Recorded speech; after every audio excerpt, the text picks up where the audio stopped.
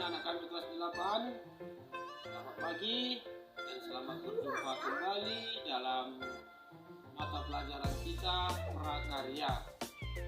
Minggu yang lalu kita telah mempelajari tentang tik. Kita sudah menyimak apa itu tik dan bagaimana sejarah perkembangan tik. Nah, pada kesempatan ini kita akan lanjutkan mata pelajaran kita tetap di dalam hal tik. Hari ini kita akan membahas tentang media komunikasi yang ada pada zaman modern ini, mulai dari surat kabar, HP, dan lain-lain. Nah, untuk lebih jelasnya, simaklah video pembelajaran yang Bapak sajikan ini, dan nanti jangan lupa mengerjakan tugas yang akan Bapak berikan di sini. Selamat bekerja. Berikut ini adalah contoh media komunikasi zaman modern. Pertama, surat kabar, kemudian radio, televisi, faksimili, telepon, handphone, handy talkie, dan terakhir adalah komputer atau laptop.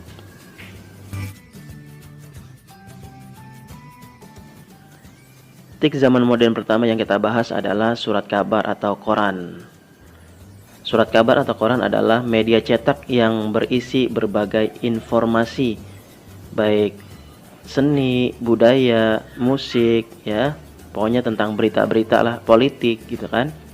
Nah, dia ada dua macam, ada surat kabar cetak dan elektronik.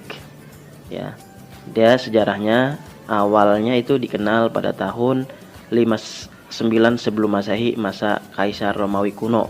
Dan pada tahun 1605, surat kabar pertama kalinya terbit dalam bentuk cetakan oleh John Carellos bertajuk Relation. Media komunikasi berikutnya adalah radio. Radio adalah sebagai alat komunikasi yang terdengar suaranya saja, ya. Jadi dia diawali pada tahun 1887, yaitu penemuan gelombang radio oleh Heinrich Hertz. Lalu kemudian pada tahun 1897 Guglielmo Marconi menemukan radio sehingga bisa kita dengarkan sampai sekarang. Ya, penyajiannya informasi berupa berita, musik, ya, diskusi dan lain sebagainya. Kemudian televisi. Televisi adalah sebuah alat penangkap siaran bersuara dan bergambar. Nah, ini ada suaranya, ada gambar juga. Ini tidak asing lagi bagi kita. Dia berasal dari kata tele, artinya jauh, vision tampak. Jadi kalau digabungkan, television artinya melihat jarak jauh. Ya. Pada tahun 1883, Paul Nipkow menemukan TV. Diawali ditemukannya cakram metal, bentuk logam kecil berputar dan punya banyak lubang. Nah, perkembangannya sekarang televisi itu sangat pesat sekali.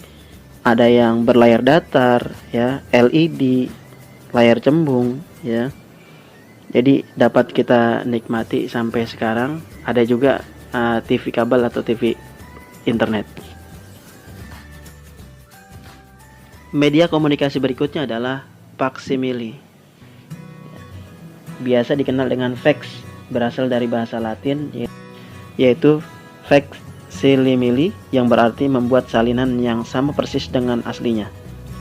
Jadi fungsinya ini yaitu untuk mengirim dokumen dengan menggunakan perangkat yang beroperasi melalui jaringan. Jaringan apa? Yaitu jaringan telepon dengan hasil yang serupa dengan aslinya. Dan mesin fax ini juga biasa disebut dengan telecopier.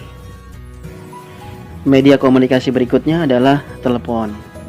Telepon merupakan alat komunikasi yang dapat mengirimkan pembicaraan melalui listrik. Nah, dengan telepon, manusia dapat berkomunikasi secara lisan dengan seseorang yang terbentang jarak sangat jauh. Telepon sendiri pertama kali ditemukan oleh Alexander Graham Bell pada tahun 1876.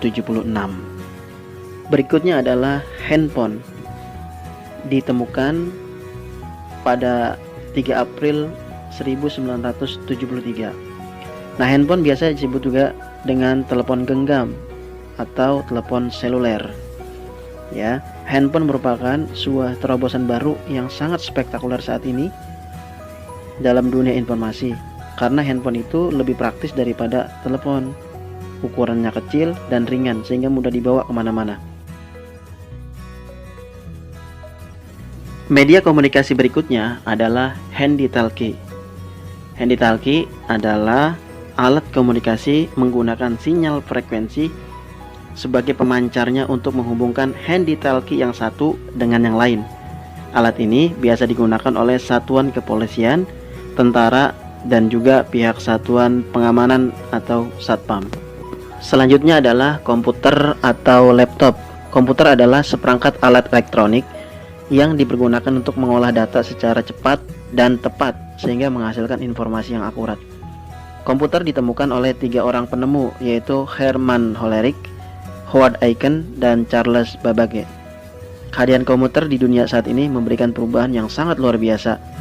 Banyak masyarakat yang beranggapan bahwa komputer hanya digunakan untuk mengetik saja, padahal komputer dapat diaplikasikan dalam berbagai bidang seperti kedokteran, matematik, dan penerbangan.